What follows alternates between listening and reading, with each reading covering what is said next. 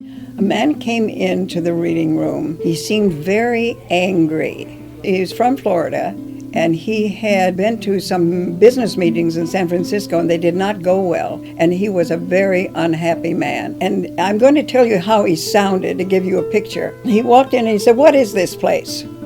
And I said, it's called the Christian Science Reading Room. He said, "What does that mean?" And I said, "Christian Science is a church, and it heals through prayer." "Oh." I said, "If you have a little time, I'd be glad to explain it to you." "Sure, go ahead."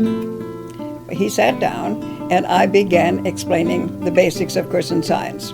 Then he said, "I don't agree with that." I said, "Now you ask about Christian Science, you need to be patient." And he was. He didn't say another word. When I finished, he grabbed both of my hands and he said, "Can we pray together?" I said, "Yes, of course." And we did. And he did that. He was praying for a long, long time. And when he finished, he got up and he bought a copy of Science and Health. He bought a Bible. He bought one of Mrs. Eddy's stories about her life, a Christian Science Monitor, a Christian Science Journal, and a Sentinel. He bought practically everything we had in the reading room. And he was so joyous. He was so different.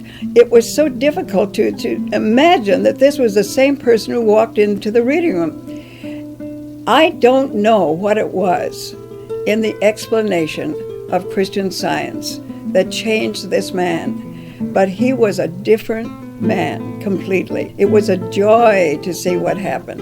And it doesn't matter if I know what it was or not, as long as it happened to him. And I was very, very grateful for that experience.